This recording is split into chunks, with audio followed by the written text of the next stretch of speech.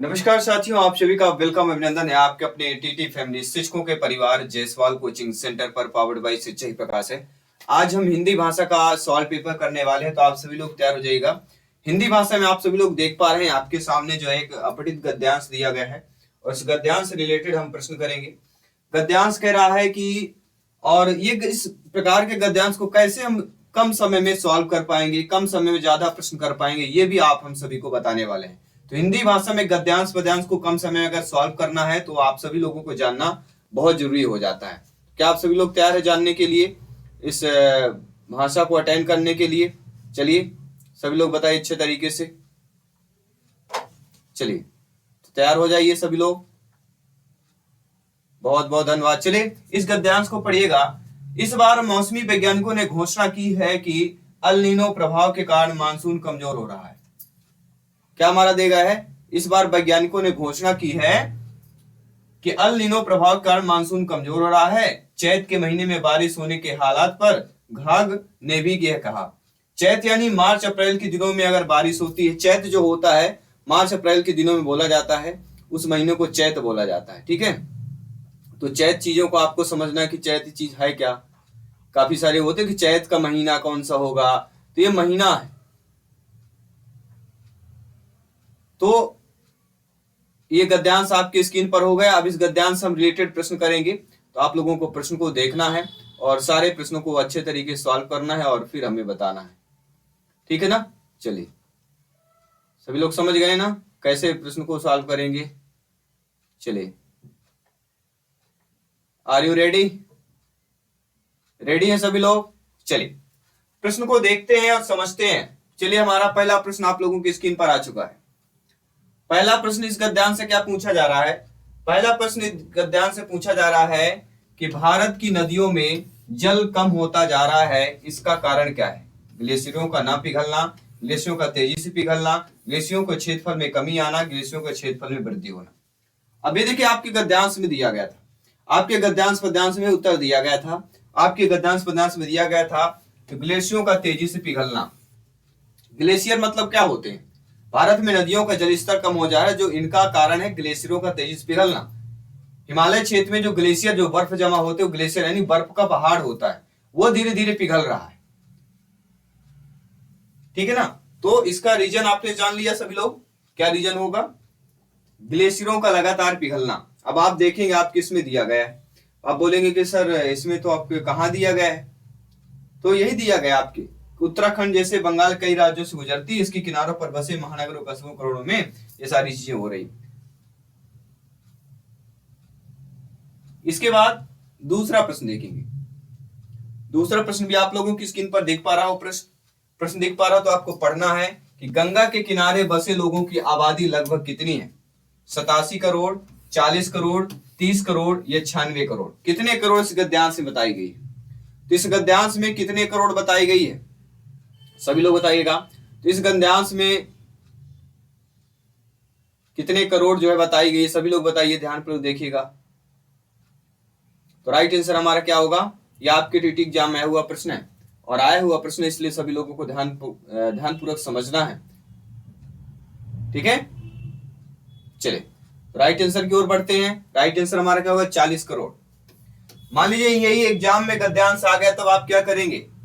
अगर आपने पढ़ा होगा तो इस गद्यांश को अच्छे तरीके से आप सॉल्व भी कर पाएंगे। ठीक है, तो पढ़ा है तभी इस गद्यांश को आप लोग अच्छे तरीके से सॉल्व कर पाएंगे। चलिए इस गद्यांश का जवाब दीजिए। गद्यांश कह रहा है नदियों का पानी धीरे धीरे कम होता जाएगा, वाक्य में रेखांकित पद है। अब ये धीरे धीरे जो पद दिया गया है, जो धीरे धीरे पद दिया गया, ये धीरे धीरे पद क्या विशेषण है, क्रिया है, प्रविशेषण है, क्रिया विशेषण है? क्या होगा? हिंदी में ग्रामर में यही तो है, जिससे ग्रामर बनती है वो हिंदी में अव्वल आएगा।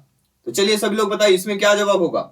नदियों के पानी में जो धीरे धीरे कम हो जाएगा, धीरे धीरे में रेखांकित पद दिया गया है और इस रेखांकित पद में आपको बताना क्या होगा?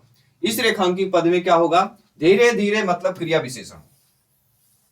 अब आपको क्रिया विशेषण क्यों हो जाएगा? क्योंकि नदियों का पानी धीरे धीरे कम होता जाएगा, वाक्य में रेखांकित पद क्रिया विशेषण होगा। क्रिया विशेषण के बारे में जानना भी बहुत जरूरी है। ये लोग आप लोग, ये ग्रामर पोर्शन है जो आपको समझना है, यानी क्रिया विशेषण पढ़िए, विशेषण पढ़िए, क्रिया पढ़िए, प्रविशेषण पढ़िए, चारों टॉपिक पढ़िए, तभी आपका ग्रामर 30 में 30 हिंदी में ला पाएंगे, इतना ध्यान रखिएगा। चलिए बढ़ते हैं अगले प्रश्न की तरफ। अगला प्रश्न क्या कह रहा है? अगला प्रश्न है गद्यांश में किस संकट की बात की गई है? इस गद्यांश में एक संकट की बात की गई है, और वह संकट क्या? वह खाद्य संकट है, रोजगार का संकट है, पर्यावरण का संकट है, या जल का संकट है? किसके संकट की बात कर रही है, बात की जा रही? गद्यांश में किसकी बात करी है? कहीं ना कहीं ग्लेशियर का पिघलना, नदी स्तर में कम हो रहा था। क्या कम हो रहा है? जल कम हो रहा है। अर्थात किसकी बात की गई है? जल संकट की बात की गई है। इतना हमारे दिमाग में नॉलेज होना चाहिए, समझना चाहिए। किसकी बात की गई है? जल के संकट की बात की गई। तो जल संकट इज द राइट आंसर हो जाएगा। इसके बाद बढ़ते हैं अगले प्रश्न की तरफ। अगला प्रश्न यहाँ पे क्या दिया गया है, अब ध्यानपूर्वक देखिएगा। प्रश्न कह रहा है अल नीनो का प्रभाव पड़ता है। अल नीनो का प्रभाव कहां पे पड़ता है? किस पर पड़ता है? जलवायु पर, जल स्रोतों पर, मानव पर, मानसून पर। गद्यांश को एक बार अच्छे तरीके से सभी को पढ़ना है, एग्जाम में यही करना है। गद्यांश को अच्छे तरीके से पढ़ना है और सारे प्रश्न आपके 5 मिनट में सारे गद्यांश के सॉल्व हो गए, बशर्ते आपसे ग्रामर बननी चाहिए। ग्रामर पोर्शन मजबूत करिए। जितने भी ऑप्शन आए सारे ग्रामर को पढ़ना है। आज आपको इस क्लास के बाद सारे ग्रामर को आपको पढ़ना है और फिर हमें बताना है, ठीक है? चलिए, तो इसका प्रभाव पड़ रहा है, तो राइट आंसर क्या होगा? मानसून पर प्रभाव पड़ रहा है।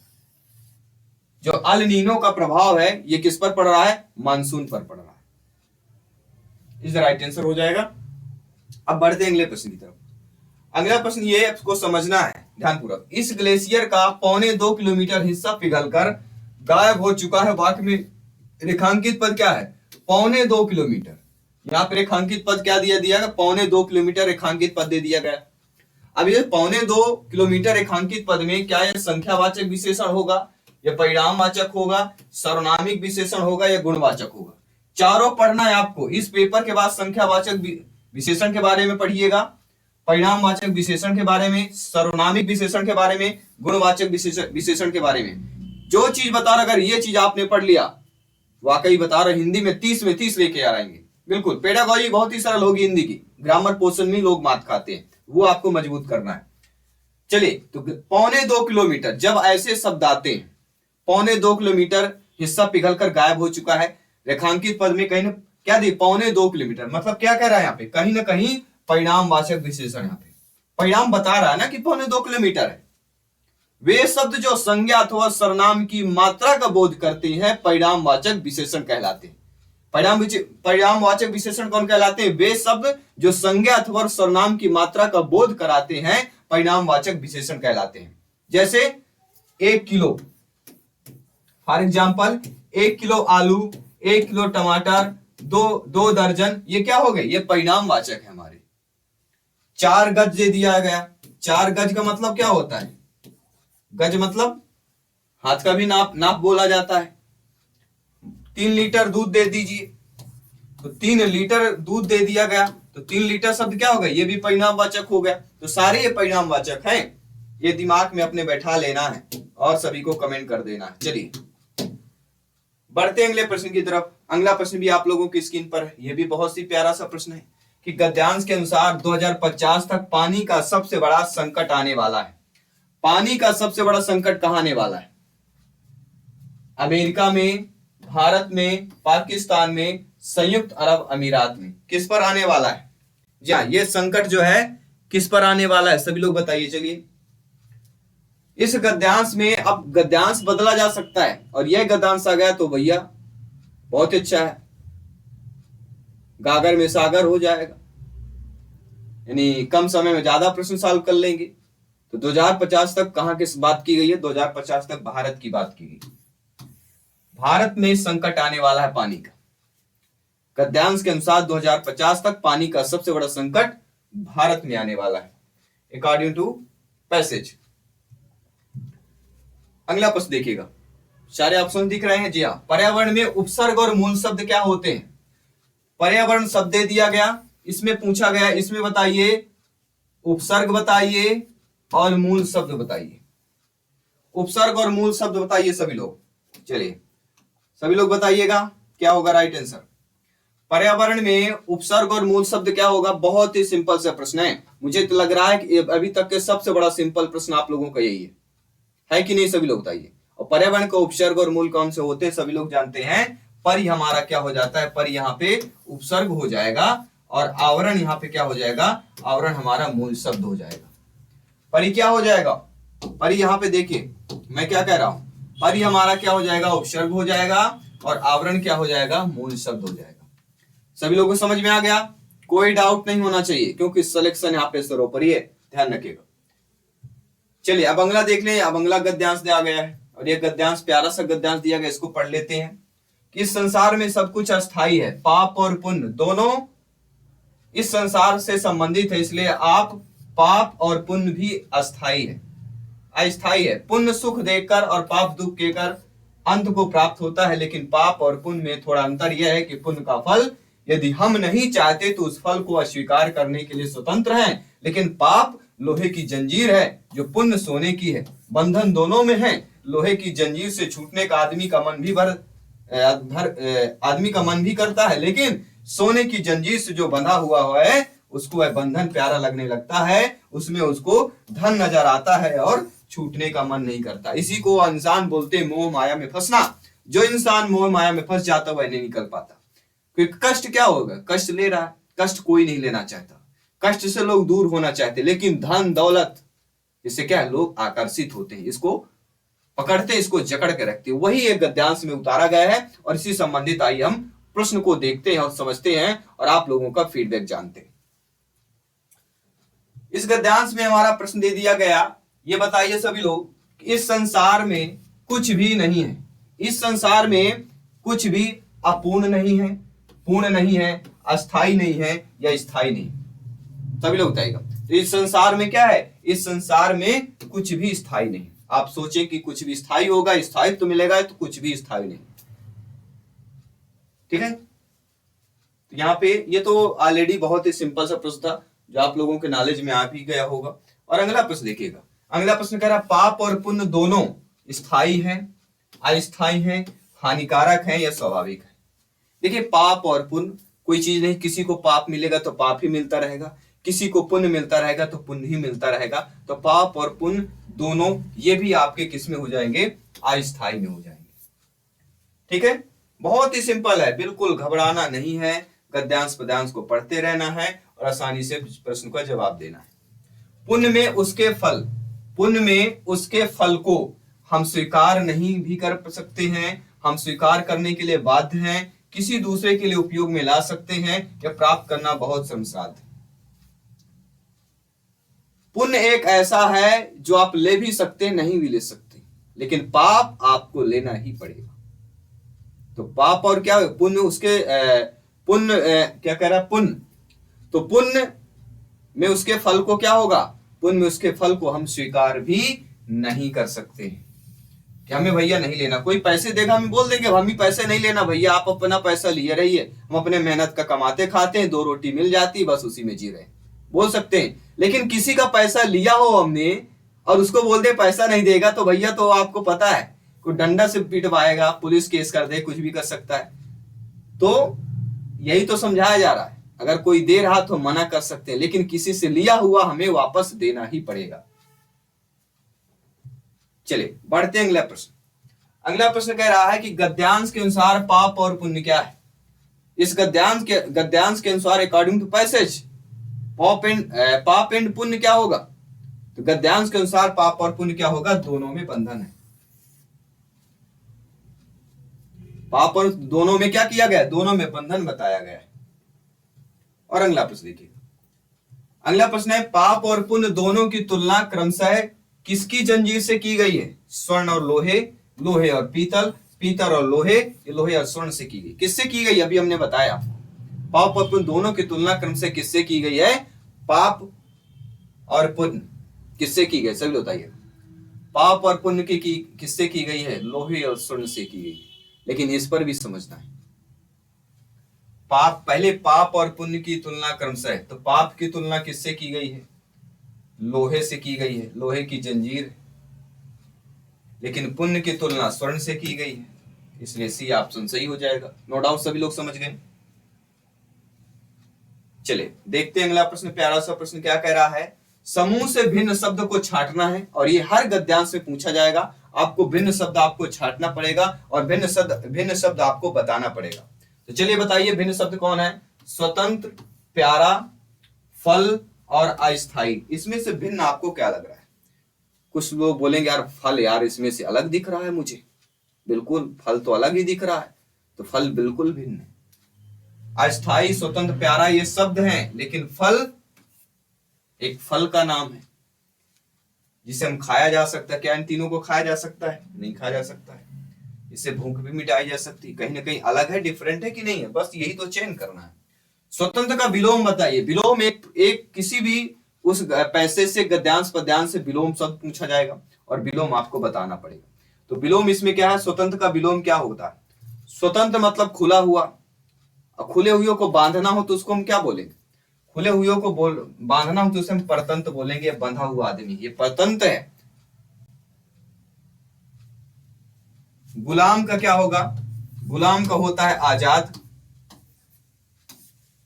गुलाम का आजाद हो जाएगा, ठीक है। और क्या कह रहा है? दास्ता का क्या हो जाएगा? दास्ता का स्वाधीनता हो जाएगा। दास्ता का क्या हो जाएगा? स्वाधीनता हो जाएगा। और परतंत्रता का क्या हो जाएगा? परतंत्रता का हो जाएगा स्वतंत्रता।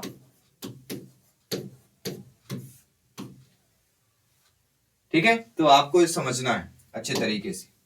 जितना ज्यादा बेहतर समझेंगे उतना सभी आपके लिए बेहतर होने वाला है। चलिए अगला प्रश्न देखिए। अगला प्रश्न भी आप लोगों की स्क्रीन पर आ चुका है और अगला प्रश्न देखिएगा अच्छे तरीके से। हाँ, स्क्रीन पर दिख रहा है, स्क्रीन पर दिखना चाहिए सारे प्रश्न। चलिए थोड़ा सा मैं ऊपर कर लेता हूं, आप लोगों को दिख जाए। अगला प्रश्न कह रहा है कि बुनियादी चरण में आकलन के उपकरण और प्रक्रियाओं की अभिकल्पना इस तरह होनी चाहिए। किस तरह होनी चाहिए?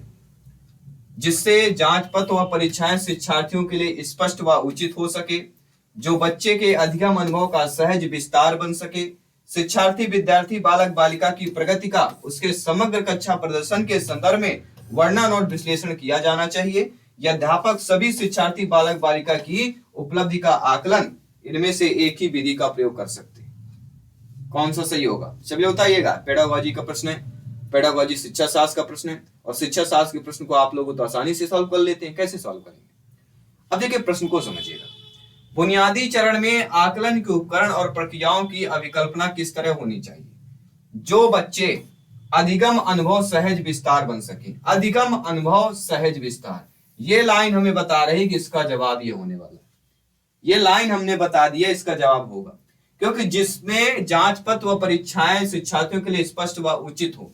उचित जिससे कह रहा है जांच पत्र और परीक्षा उचित, शिक्षार्थी की प्रगति उसके समग्र कक्षा प्रदर्शन संदर्भ में वर्णन और विश्लेषण किया जाना चाहिए। और समग्र कक्षा प्रदर्शन कर दे दिया और विश्लेषण की बात कर रहा है। अध्यापक सभी शिक्षार्थक बालिका बालिका के उपलब्ध का आकलन जो है करने के लिए एक ही विधि का प्रयोग करना। तो एक ही विधि, ये भी निगेटिव हो जाएगा। तो राइट आंसर क्या होगा कि जो बच्चे अधिगम अनुभव सहज विस्तार बन सके, वह बुनियादी चरण में आकलन के उपकरण और प्रक्रियाओं की अभिकल्पना किस तरह होनी चाहिए।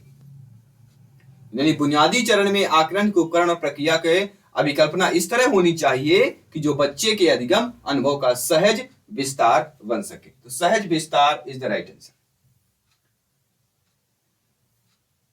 चलिए देख लेते हैं अगला प्रश्न क्या कर रहा है। अगला प्रश्न है बच्चों का संज्ञानात्मक विकास और जो भाषा होती है।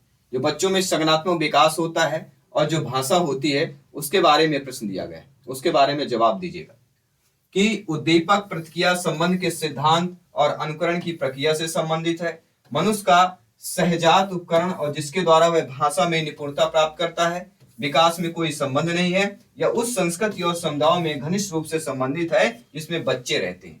अब देखिए प्रश्न बहुत ही अच्छा प्रश्न दिया गया है, प्रश्न बहुत अच्छा दिया गया है और इस प्रश्न का जवाब देखिए, ध्यानपूर्वक देखिएगा। प्रश्न प्यारा सा दिया गया कि बच्चों का संज्ञानात्मक विकास और भाषा के बारे में प्रश्न पूछा गया। तो बच्चों का संज्ञानात्मक और भाषा का विकास अर्थात उस संस्कृति और समुदायों में घनिष्ठ रूप से संबंधित होता है जिनमें बच्चे रहते हैं। क्योंकि बच्चे संज्ञानात्मक विकास और भाषा, क्योंकि बच्चे जहां से पहले सीखेंगे, जिस परिवार जिस माहौल में रहेंगे, जिस संस्कृति में रहेंगे, तो भाषा व उस संस्कृति और समुदाय में घनिष्ठ रूप से संबंधित होते जिनमें वह बच्चे रहते हैं। संज्ञानात्मक विकास और भाषा की बात करें तो D option is the right answer हो जाएगा। चलिए अब देख लेते हैं अगला प्रश्न कह रहा है। अगला प्रश्न प्यारा सा प्रश्न है कि कोई भी व्यक्ति जिसके द्वारा सर्वाधिक उपयुक्त तरीके से द्वितीय भाषा सीख सकता है। कोई भी व्यक्ति, ध्यान रखिएगा, कोई भी व्यक्ति, यहां पे प्रश्न क्या कह रहा है, ध्यान रखो, देखिएगा, कह रहा कि कोई भी व्यक्ति जिसके द्वारा सर्वाधिक उपयुक्त तरीके से द्वितीय भाषा सीख सकता है। ऐसी कक्षा जहां आप व्याकरण पर ध्यान केंद्रित करते हैं और अध्यापक से सहायता प्राप्त करते हैं।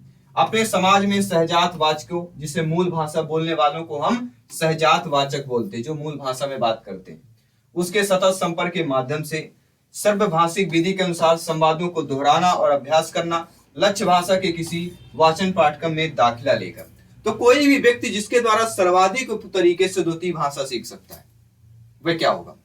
कोई भी व्यक्ति। इसके लिए एक ही जवाब हो सकता है साथियों, और वह जवाब क्या हो सकता है? वह जवाब यह होगा कि अपने समाज में सहजात वाचक अर्थात मूल भाषा बोलने वालों के सतत संपर्क के माध्यम से, जो मूल भाषा बोलने वाले होते हैं, सतत संपर्क के माध्यम से उसे किया जा सकता है। Second option is the right answer हो जाएगा। कोई डाउट हो बिल्कुल बता देना है, डाउट बिल्कुल नहीं रहना चाहिए साथियों, डाउट क्लियर होना चाहिए, बिल्कुल, जी हाँ, डाउट एकदम से नहीं रहना चाहिए। अगला है, भाषा अधिगम एक गहन प्रक्रिया है जो जन्म के समय से शुरू होती है और जीवन पर्यंत चलती रहती है। क्या आप इस कथन से सहमत हैं या असहमत हैं?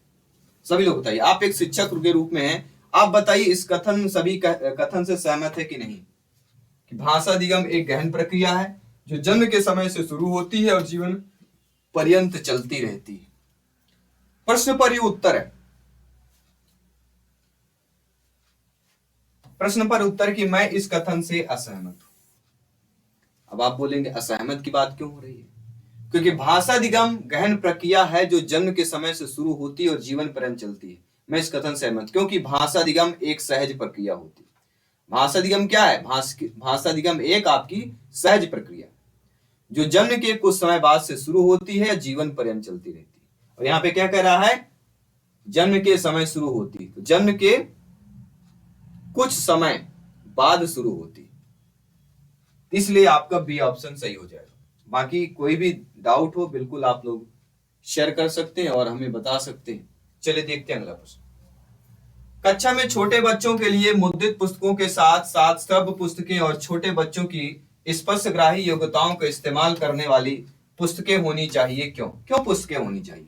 कक्षा में जो छोटे छोटे बच्चों के लिए मुद्रित पुस्तकों के साथ साथ श्रव्य पुस्तकें और छोटे बच्चों की स्पर्शग्राही योग्यता का इस्तेमाल करने वाली पुस्तकें होनी चाहिए। अब देखिए, सुनने वाली स्पर्श मतलब किसकी हुई? लुई ब्रेल लिप की भी बात हो गई यहाँ पे, और मुद्रित पुस्तकों की भी बात हो गई, सभी प्रकार के बच्चों की पुस्तकों की बात हो गई। क्यों होनी चाहिए, रीजन भी पूछ लिया गया।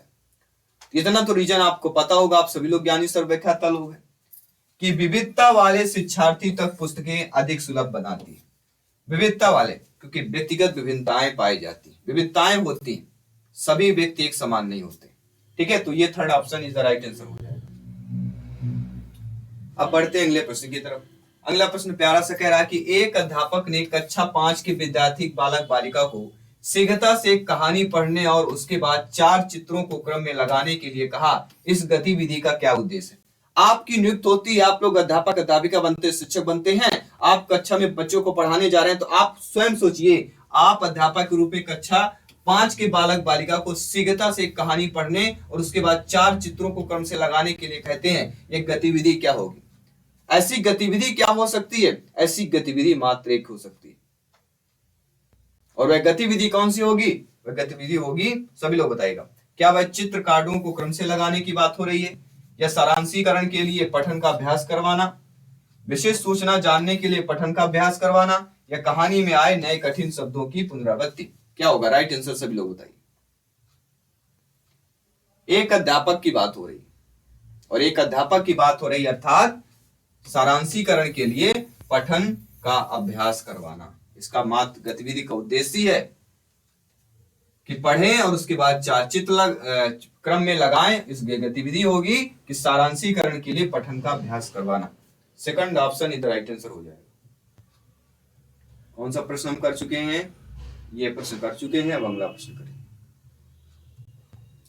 अगला, इस प्रकार के पठन के कुछ अधिगम उद्देश्य और कार्य है। शिक्षार्थियों से अपेक्षा रहती है कि वे विषय वस्तु को विस्तार से, ध्यान पूर्वक और सावधानी पूर्वक पढ़ें। यह विस्तृत पठन होगा, गहन पठन होगा, या निर्देशित पठन होगा, या आनंद के लिए पठन होगा। किस प्रकार का पठन होगा? देखिए, इस प्रकार का पठन जो कुछ अधिगम उद्देश्य और कार्य शिक्षार्थियों की अपेक्षा की रहती है कि वे विषय वस्तु को विस्तार से, ध्यान पूर्वक और सावधानी पूर्वक पढ़ें। और विषय वस्तु की बात की जा रही है। जब विषय वस्तु की बात की जा रही है तो मेरे प्यारे मित्र, आप लोग जानते हैं, क्या जानते हैं आप लोग? प्यारे बताइए सभी। इस प्रकार के पठन साथियों आप जानते हैं, इस प्रकार के पठन कहीं ना कहीं गहन पठन या इंटेंसिव कहला जाएगा। इंटेंसिव क्या कहलाएगा? क्योंकि शिक्षार्थियों से अपेक्षा रहती है कि विषय वस्तु को विस्तार से, ध्यान पूर्वक, सावधानी पूर्वक पढ़ें। इसको हम इंटेंसिव बोलते हैं, अर्थात गहन पठन। गहन पठन में क्या होता है, जो बच्चे होते हैं वह पाठ्य पुस्तक में भाषा पर जो है अधिक ध्यान देते हैं, और पठन को छात्र नए शब्द, व्याकरण और लेखक के भाव और अभिव्यक्ति पर अधिक जो है ध्यान केंद्रित रहता है।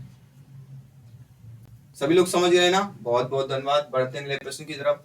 विद्यार्थी, शिक्षार्थी अध्यापक द्वारा दिए गए आदर्श वाक्यों को दोहराकर भाषा के प्रतिमान अर्थात पैटर्न सीखते हैं।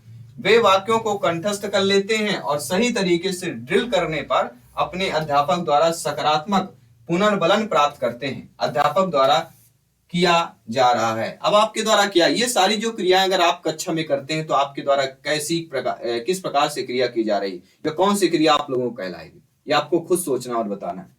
ये क्रिया कहीं ना कहीं सर्वभाषिक विधि होगी। क्यों होगी? क्योंकि कह रहा है आदर्श वाक्यों को दोहराकर भाषा के प्रतिमान, भाषा को दोहराया जा रहा है और वाक्यों को कंठस्थ कर लेते हैं और सही तरीके से ड्रिल करने पर अपने अध्यापक द्वारा सकारात्मक पुनर्बलन करते। सकारात्मक पुनर्बलन मतलब सभी लोग होंगे। यह प्रक्रिया के माध्यम से अध्यापक द्वारा सर्वभाषिक विधि का प्रयोग हो रहा है। यह विदेशी भाषा को पढ़ाने में उपयोग की जाने वाली एक विधि है। इसे व्यवहारवादी सिद्धांत पर आधारित होती है, ये ध्यान रखिए।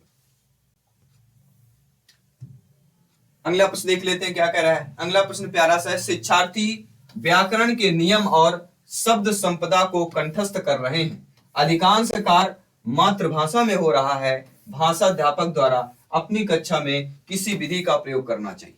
तो किस विधि का प्रयोग करना चाहिए? सभी लोग बताइए। बहुत ही आसान भाषा में बताइएगा, बहुत सी आसान भाषा में बताइएगा। कहीं ना कहीं व्याकरण अनुवाद विधि होगी। और व्याकरण अनुवाद विधि क्यों होगी? क्योंकि भाषा अध्यापक द्वारा अपनी कक्षा में व्याकरण अनुवाद का प्रयोग करना चाहे, क्योंकि कह रहा है नियम शब्द संपदा को कंठस्थ कर रहे हैं और अधिकांश कार्य मातृभाषा में हो रही है। तो कहीं ना कहीं व्याकरण अनुवाद की बात करें, क्योंकि बच्चा व्याकरण का अनुवाद अपनी भाषा में बेहतर तरीके से कर पाता है।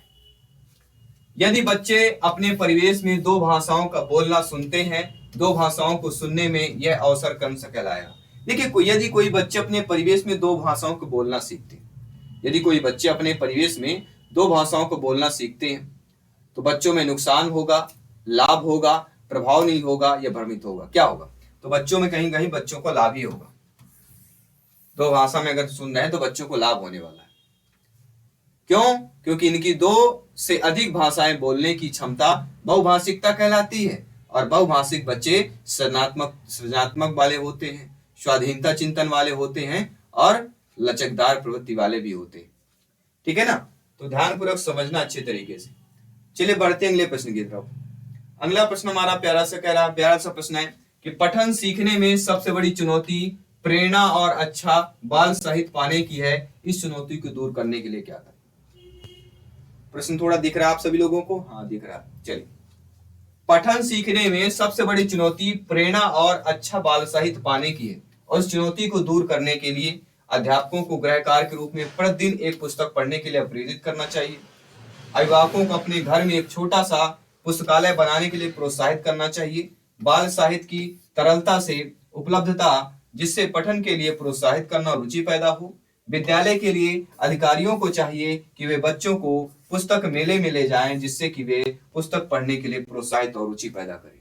तो पठन सीखने में सबसे बड़ी चुनौती प्रेरणा और अच्छा बाल साहित्य पाने की है। इस चुनौती को दूर करने के लिए आप शिक्षक के रूप में क्या करने वाले हैं या क्या करेंगे? सभी लोग बताइए। चुनौती की बात हो रही है और सभी को पता है चुनौती का सामना करना चाहिए। अर्थात बाल साहित्य की तरलता से उपलब्धता, जिससे पठन के लिए जो है प्रेरित और रुचि पैदा हो। सरलता यहाँ पे होना चाहिए, तरलता दिया गया, सरलता से उपलब्धता होगी तो बेहतर होगा।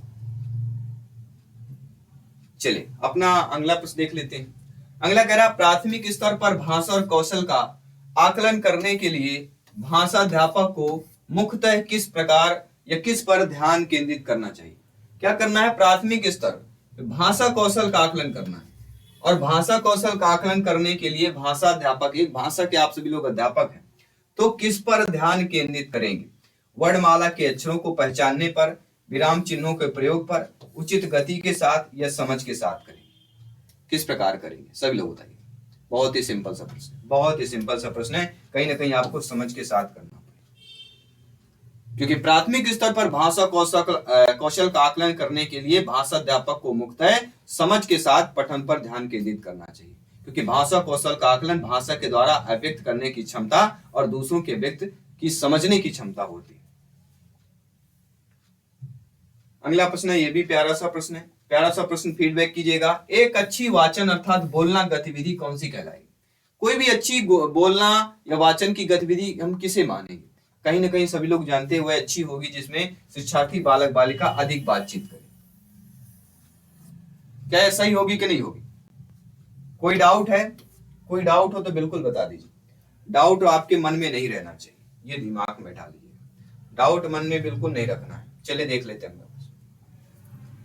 पाठ के आरंभ में एक अध्यापक ने अपनी कक्षा के शिक्षार्थियों को समूहों में बांटा और कहा कि अभी हाल ही में पढ़े गए समाचार पत्र के रुचिकर आलेख के बारे में बात करें। बोलने की यह गतिविधि किस लिए होगा, यानी अभी पढ़ा है उसी की रुचिकर बात करने की बात की जा रही है। तो ये भी सिंपल सी बात है, अभी पढ़ा और अभी बात की ली गई, अभी पढ़ा अभी बात की गई, अर्थात किसकी बात हो रही, अर्थात वह मौखिक प्रवाह अभ्यास की जा रही है, मौखिक प्रवाह अभ्यास की बात की जा रही है।